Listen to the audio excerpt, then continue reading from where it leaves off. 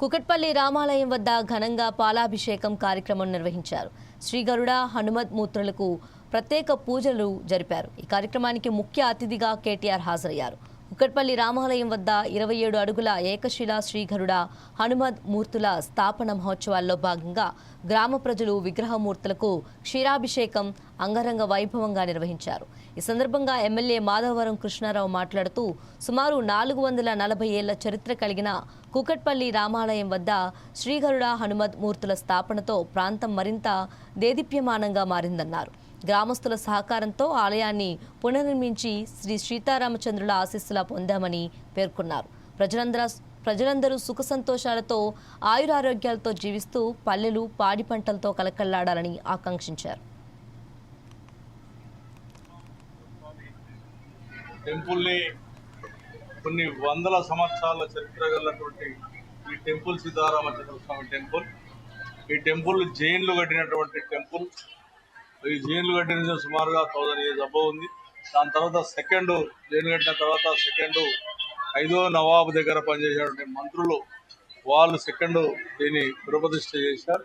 మొన్న 16లో మళ్ళా గుడి అంతా పాడైపోయిందని తెలవడంతో నేను బాధ్యత తీసుకొని ఎమ్మెల్యేగా మళ్ళీ కూడా 16లో దీన్ని మళ్ళీ బ్రహ్మాండమైనటువంటి వాతావరణంలో పెద్ద ఎత్తుగా 63 ఫీట్ల ఉన్నటువంటి ఏదైతే గోపురం కట్టాం, అప్పుడు గరుడ గోపురం కట్టాం. విగ్రహాలు కూడా ఆ రోజు స్థాపించినటువంటి విగ్రహాలు, ఈ రోజు స్థాపించిన విగ్రహాలు కాదు. గతంలో ఉన్నటువంటి విగ్రహాలు స్థాపించారు. జైలు స్థాపించిన విగ్రహాలే ఉన్నాయి. ఆ విగ్రహాలకి పూజలు జరుగుతూ ఉన్నాయి. ఇట్లా పటాభి సీతారామచంద్ర స్వామి అంటే ఇంట్లో ఒక ప్రత్యేకత ఉంది, మిసాల్ ఉంటుంది. సీతారామచంద్ర స్వామికి భరతుడు, శత్రుఘ్నుడు, రాముడు, లక్ష్మణుడు ఉన్నటువంటి, సీత ఉన్నటువంటి, హనుమంతుడు ఉన్నటువంటి ఏకైక టెంపుల్ భారతదేశంలో ఇదే టెంపుల్. దానికి కొత్తగా 127 అడుగులటువంటి హనుమంతుడు, గరుడు 27 గరుడును కూడా ఈ రోజున ప్రతిష్టగా పాలాభిషేకం చేసుకున్నాం. రేపు చిన్నజీయ స్వామి గారు రాబోతా ఉన్నారు.